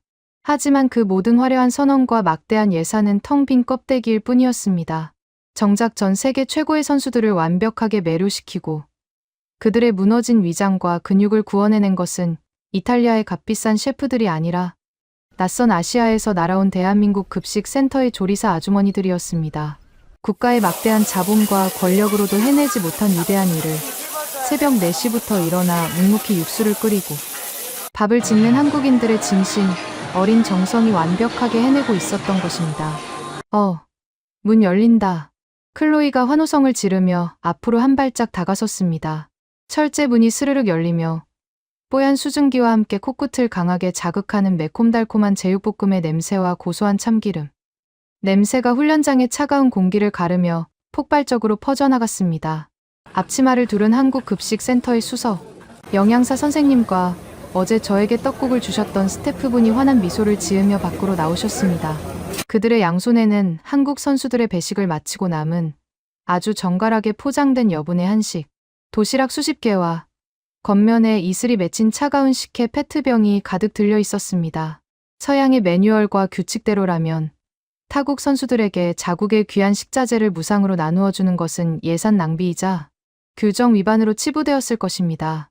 이탈리아 조직이었다면 당장 문을 걸어 잠그고 돌아가라고 차갑게 소리쳤겠죠.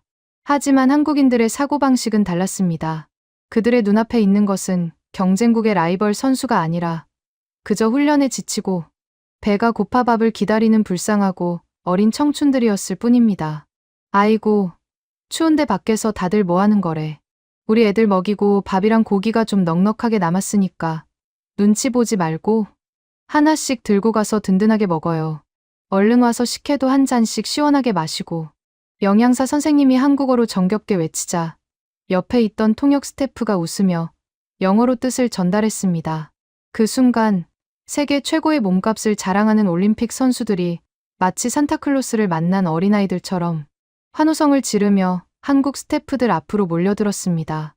클로이는 제육볶음이 가득 담긴 도시락을 받아들고 뛸 듯이 기뻐했고 엘리는 뚜껑을 열어 차가운 살얼음 식혜를 단숨에 들이켜더니 세상을 다 가진 듯한 황홀한 표정으로 엄지를 치켜세웠습니다. 오 마이 갓. 이 붉은 고기 요리는 냄새만 맡았는데도 침이 고여. 한국 사람들은 진짜 마법사야. 음식으로 사람을 미치게 만든다고.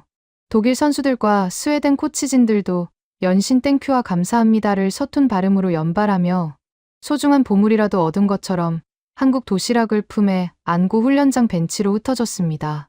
그 평화롭고 감동적인 광경을 뒤에서 조용히 지켜보며 저는 뜨거운 눈물이 다시 한번 핑 도는 것을 느꼈습니다. 이것은 단순히 밥 한 끼를 나누어주는 사건이 아니었습니다. 서구권이 만들어 놓은 철저한 경쟁과 개인주의 얼음장 같은 장벽을 대한민국이라는 나라가 가진 따뜻한 온기와 완벽한 시스템이 단숨에 녹여버린 위대한 순간이었습니다. 언어도 통하지 않고 피부색도 다른 전 세계의 청춘들이 태극기 아래에서 갓 지은 하얀 쌀밥과 붉은 고기를 나누어 먹으며 진정한 올림픽의 평화와 인류애를 증명하고 있었습니다. 이탈리아인으로서의 얄팍한 자존심은 이미 오래전에 무너졌습니다. 그 자리를 대신 채운 것은 사람을 향한 진심, 어린 배려와 본질적인 시스템의 완벽함을 갖춘 대한민국에 대한 무한한 존경심과 뼈저린 경외감이었습니다. 훈련장 구석 벤치에 나란히 앉아 참기름 냄새를 풍기며 젓가락질에 집중하는 엘린과 클로이를 바라보며 저는 조용히 제 몫으로 남겨진 식혜병을 꽉 쥐었습니다. 그리고 머릿속으로 수없이 맴돌던 확신 하나를 입 밖으로 꺼냈습니다. 임시로 지어진 낡은 컨테이너 주방에서 만들어낸 음식이 이 정도로 완벽하다면 그들이 가져온 전기장판 하나가 인간의 찢어진 근육을 이토록 기적처럼 회복시킬 수 있다면 도대체 이 모든 완벽한 시스템과 따뜻한 정이 살아 숨쉬는 진짜 대한민국이라는 나라는 어떤 곳일까? 저만 이런 생각을 한 것이 아니었습니다. 한국 도시락의 바닥까지 싹싹 긁어먹은 전 세계 엘리트 선수들과 스태프들의 머릿속에는 이미 거대한 호기심과 강렬한 열망이 폭풍처럼 자라나고 있었습니다. 차가운 이탈리아의 낭만에 속아 끔찍한 지옥을 경험했던 그들에게 한국은 완벽한 휴식과 궁극의 미식이 존재하는 미지의 유토피아로 자리 잡기 시작했습니다.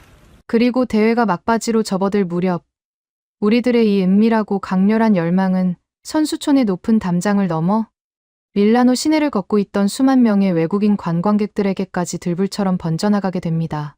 그 어떤 홍보물이나 뉴스 기사 없이 오직 입에서 입으로 전해진 완벽한 밥맛과 따뜻한 시스템에 대한 소문. 그것이 쏘아 올린 거대한 나비 효과가 이탈리아의 국제공항을 마비시키고 전 세계인들이 약속이나 한 듯 로마의 콜로세움을 등진 채 대한민국 인천으로 향하는 기적 같은 대탈주국의 서막을 열고 있었습니다. 이제 그 가슴 벅찬 올림픽 마지막 날의 거대한 엑소더스가 폭발합니다. 올림픽의 모든 공식 일정이 막을 내린 마지막 날 아침이 밝았습니다. 원래 저의 계획대로라면 오늘 아침은 그 어느 때보다 환희와 설렘으로 가득 차 있어야만 했습니다. 대회를 성공적으로 마친 뒤 저는 동료, 선수들과 함께 이탈리아가 자랑하는 최고의 관광 명소들을 유유자적하게 돌아볼 예정이었으니까요. 로마의 콜로세움 앞에서 웅장한 역사를 사진에 담고 예술의 도시 피렌체에서 진짜 정통 피자와 파스타를 맛보며 베네치아의 곤돌라 위에서 유럽 특유의 낭만을 만끽하는 완벽한 휴가, 일정표가 제 다이어리 안에 빼곡하게 적혀 있었습니다. 개최국 국가대표 선수로서 외국 선수들에게 이탈리아의 위대함을 직접 안내해 주겠다는 오만한 자부심도 컸었죠. 하지만 저는 낡고 차가운 침대 위에서 몸을 일으키자마자 다이어리 사이에 끼워두었던 그 화려한 이탈리아 관광 안내 책자를 찢어서 미련 없이 쓰레기통에 처박아 버렸습니다. 지난 몇 주 동안 밀라노 선수촌에서 제가 온몸으로 뼈저리게 겪었던 이탈리아의 민낯은 처참했습니다. 영하의 추위 속에서 새벽 4시면 어김없이 꺼져버리는 차가운 라디에이터, 씻을 수도 없을 만큼 역겨운 쇠비린내를 풍기며 쏟아지던 갈색 녹물, 그리고 인간의 위장을 철저하게 파괴해버린 끔찍한 기름 덩어리 튀김과 차갑게 굳어버린 파스타까지 예산 부족과 매뉴얼이라는 차가운 핑계 뒤에 숨어 사람의 고통을 외면하던 서구권의 지독한 개인주의와 시스템의 붕괴를 저는 두 눈으로 똑똑히 목격했습니다. 이제 더 이상 이탈리아의 화려한 르네상스 건축물이나 고풍스러운 낭만 따위는 제게 아무런 감흥도 주지 못했습니다. 저희 지친 육체와 영혼이 지금 이 순간 가장 간절하게 갈망하는 것은 겉보기만 번지르르한 유럽의 허상이 아니라 뼛속까지 스며드는 진짜 따뜻한 온기와 완벽하게 작동하는 사람을 위한 인프라였습니다. 무거운 짐 가방을 챙겨 들고 숙소 1층의 메인 로비로 내려온 저는 엘리베이터 문이 열리는 순간 제 두 눈을 의심하며 그 자리에 우뚝 멈춰 서고 말았습니다. 대회를 마친 선수들이 짐을 챙겨 각자의 고국으로 돌아가기 위해 조용히 차를 기다리고 있을 줄 알았던 로비는 마치 주식시장의 거래소나 흡사 전쟁을 앞둔 야전 사령부처럼 엄청난 열기와 소음으로 가득 차 있었습니다. 로비의 넓은 대리석 바닥과 소파에는 캐나다, 스웨덴, 독일, 네덜란드 등 전 세계에서 모여든 수백 명의 톱클래스 엘리트 선수들과 그들의 코치진들이 발 디딜 틈 없이 빼곡하게 모여 앉아 있었습니다. 더욱 기가 막힌 것은 그들의 행동이었습니다. 모두가 약속이나 한 듯 무릎 위에 노트북을 올려두거나 스마트폰을 양손에 부여잡고 미친 듯이 자판을 두드리며 화면 속 무언가에 열중하고 있었습니다. 경기 영상을 분석하거나 다음 훈련 일정을 짜는 모습이 절대 아니었습니다. 클로이, 엘린, 너희들 지금 다 같이 여기서 대체 뭘 하고 있는 거야? 제가 조심스럽게 다가가 묻자 바닥에 주저앉아 노트북 화면을 뚫어지게 바라보던 캐나다 대표팀의 클로이와 스웨덴 대표팀의 엘린이 고개를 들었습니다. 그녀들의 눈빛은 마치 구원을 갈망하는 순례자들처럼 강렬하게 빛나고 있었죠. 클로이가 자신의 노트북 화면을 제 쪽으로 휙 돌려 보여주며 상기된 목소리로 외쳤습니다. 비앙카, 너도 빨리 와서 여기 앉아. 지금 우물쭈물할 시간이 없어.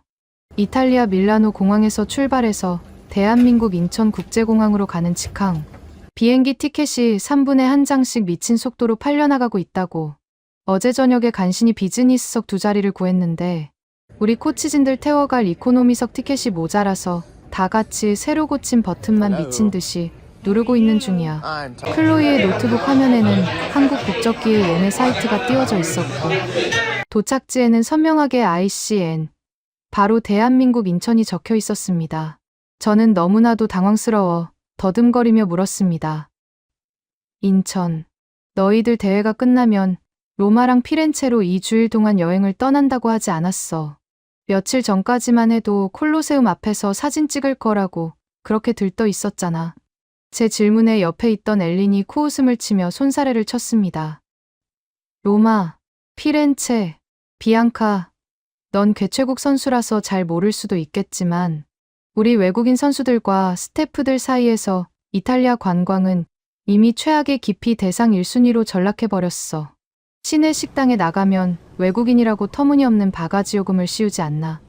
길거리에는 소매치기가 득실거리고 호텔 직원들은 매뉴얼 타령만 하면서 불친절하기 짝이 없잖아. 선수촌 안에서도 이 끔찍한 녹물과 냉골 방에서 굶주리며 고생했는데 내 돈을 수천 유로나 내고 밖에서 또 그 지옥 같은 짓을 반복하라고. 차라리 그 돈을 길바닥에 버리는 게 낫지.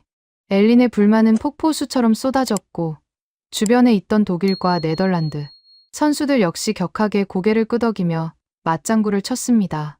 엘린은 흥분을 가라앉히지 못한 채 말을 이어나갔습니다. 비앙카, 어제 그 한국 급식 센터 뒷문에서 나눠줬던 그 경이로운 붉은 고기와 차가운 식혜의 마법을 네가 잊을 수 있겠어. 훈련에 지쳐 쓰러져 갈 때 조건 없이 내어주던 그 따뜻한 미소와 정을 잊었냐고. 임시로 지어진 컨테이너 건물에서조차 그토록 완벽한 밥맛과 인간적인 온기를 만들어내는 나라인데 그 시스템의 진짜 본거지인 대한민국 본토는 도대체 얼마나 경이롭고 완벽하겠어. 그 순간 저는 로비 구석에서 이탈리아 현지 뉴스 채널이 흘러나오고 있는 벽걸이 텔레비전을 멍하니 바라보았습니다. 뉴스 앵커가 심각한 표정으로 쏟아내는 보도의 내용은 제 귀를 의심하게 만들 정도로 충격적이었습니다. 이탈리아 올림픽을 관람하기 위해 전 세계에서 밀라노로 몰려들었던 수만 명의 외국인 관광객들조차 이탈리아의 열악한 인프라와 불친절함에 학을 떼고 남은 유럽 일정을 전면 취소하고 있다는 뉴스였습니다. 그리고 그들이 차가운 유럽 대신 다음 목적지로 선택한 곳은 다름 아닌 아시아의 한국이었습니다. 엘리트 선수들 사이에서 폭발적으로 퍼져나간 K급식 센터의 기적 같은 이야기와 전기장판 하나로 선수의 무너진 근육을 살려낸다는 한국의 완벽한 인프라 소문이 SNS를 타고 일반 관광객들의 귀에까지 들어간 것입니다. 사람을 부품 취급하는 유럽의 차가운 낭만보다 24시간 뜨거운 온돌바닥이 끓고 친절한 미소와 완벽한 치안이 보장된 한국으로 향하겠다는 거대한 엑소더스, 즉 대탈주국이 이탈리아 전역에서 실시간으로 벌어지고 있었던 것입니다. 비앙카, 너도 멍하니 서 있지 말고 빨리 결단 내려. 지금 우리한테 필요한 건 차가운 르네상스 조각상이 아니라 몸과 영혼을 단숨에 녹여줄 펄펄 끓는 한국의 뚝배기 한 그릇과 뜨끈한 방바닥이라고. 클로이의 그 한마디가 제 가슴속에 맺혀있던 마지막 망설임을 완벽하게 끊어냈습니다. 저는 다급하게 고개를 돌려 로비 한 구석에서 짐을 챙기고 있던 한국 대표팀의 희주를 향해 전력으로 달려갔습니다. 희주, 나 부탁 하나만 할게. 당장 내일 대한민국 인천공항에 도착하면 도대체 무슨 음식부터 먹어야 하는지 나한테 완벽한 리스트를 좀 적어줘. 갑작스러운 저의 말에 희주는 두 눈을 동그랗게 뜨고 깜짝 놀라 되물었습니다. 비앙카, 너 지금 그게 무슨 소리야? 설마 너도 한국으로 가겠다는 거야? 넌 이탈리아 사람이잖아. 게다가 나폴리에서 제일 유명한 전통 레스토랑 주방장의 딸이 이탈리아 여행을 포기하고 우리 한국으로 밥을 먹으러 온다고. 저는 숨을 깊게 들이마시고 제 24살 인생을 지탱해왔던 가장 견고한 자존심을 내려놓으며 아주 또렷하게 대답했습니다. 맞아, 희주. 나는 이탈리아의 국가대표고 나폴리의 자랑스러운 딸이야. 그래서 평생 우리 이탈리아 미식이 세계 최고라고 오만하게 맹신하며 살아왔지.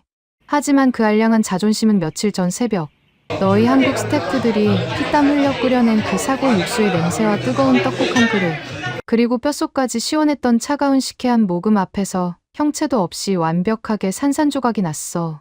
저는 희주의 두 손을 꼭 맞잡으며 진심을 다해 쏟아냈습니다. 너희들의 음식은 단순히 혀끝을 자극하는 맛이 아니었어. 그것은 인간의 한계에 부딪혀 무너져 내린 사람의 영혼을 일으켜 세우는 위대한 치유의 과정이었지. 그리고 그 차가운 가죽 침대 밑에서 나를 안아주었던 뜨거운 전기장판의 열기는 서구권의 그 어떤 최첨단 의료 장비도 흉내낼 수 없는 궁극의 과학이자 사람을 향한 따뜻한 사랑이었어. 제 눈에는 어느새 뜨거운 눈물이 핑 돌고 있었습니다. 임시 주방과 남의 나라 땅에서도 그토록 완벽한 기적을 만들어내는 너희들의 진짜 고향. 이탈리아의 그 잘난 르네상스 매뉴얼 따위는 감히 범접할 수도 없는 진짜 선진 시스템과 인간에 대한 뜨거운 정의, 살아 숨쉬는 그 위대한 대한민국이라는 나라를 내 두 눈으로 직접 확인하고 내 온몸으로 경험하지 않고서는 미쳐버릴 것 같아. 희주는 가슴 벅찬 표정으로 저를 꽉 끌어안아 주었고 저는 곧바로 스마트폰을 꺼내 인천행편도 항공권 예매 창의 마지막 남은 결제 버튼을 미친 듯이 눌렀습니다. 예약이 확정되었다는 초록색 알림 창이 화면에 뜨는 순간 제 온몸의 세포들이 짜릿한 환호성을 내지르는 듯한 강렬한 카타르시스가 폭발했습니다. 올림픽은 이탈리아 밀라노에서 열렸습니다. 이탈리아는 막대한 예산을 쏟아부으며 자신들이 세계의 중심임을 과시하려 했죠. 하지만 그 화려한 겉포장 뒤에서 벌어진 끔찍한 무능함은 전 세계인들의 분노를 샀습니다. 결국 이 올림픽의 진짜 승리자는 얼음장 같은 타국 땅에서 가장 묵묵하고 따뜻하게 밥을 짓고 기적의 시스템을 가동했던 대한민국이었습니다. 밀라노 공항은 개최국 이탈리아를 철저하게 외면하고 한국의 진정한 온기와 완벽함을 향해 탈출하려는 전 세계 엘리트 선수들과 관광객들로 마비 상태에 빠졌습니다. 이탈리아 나폴리의 자존심을 꺾고 마침내 저는 한국행 비행기에 몸을 실었습니다. 콧대 높은 서구 우월주의를 완벽하게 무릎 꿇린 대한민국의 그 압도적인 저력 속으로 들어가는 저의 심장은 그 어느 때보다 뜨겁게 그리고 맹렬하게 요동치고 있었습니다. 여러분, 지금까지 이탈리아 국가대표 비앙카의 충격적인 고백을 함께 하셨습니다. 새벽 4시, 영하의 밀라노에서 수백 인분의 사골 육수를 직접 끓여낸 조리사들, 선수 개개인의 알레르기와 근육 상태까지 실시간으로 반영한 맞춤 급식 시스템, 그리고 지구 반대편까지 직접 싣고 온 전기장판 하나가 서구권의 최첨단 스포츠 의학이 해내지 못한 기적을 만들어냈습니다. 비앙카는 이렇게 말했습니다. 임시 주방에서조차 이런 기적을 만들어내는데 그 진짜 본거지는 도대체 어떤 나라일까? 아무도 보지 않는 새벽, 묵묵히 물을 썰고 육수를 끓이던 사람들이 있었습니다. 그리고 마침내 이탈리아 공식 식당은 텅 비었고 태극기 앞에 전 세계 선수들이 줄을 섰습니다. 이 이야기가 가슴 깊이 울렸다면 댓글에 밥심 3글자만 남겨주십시오. 대한민국의 진짜 저력을 더 많은 분들이 알 수 있도록 공유해 주십시오. 여러분의 공유 하나가 우리가 당연하게 여겼던 것들이 얼마나 위대한지를 세상에 알리는 일입니다. 감사합니다.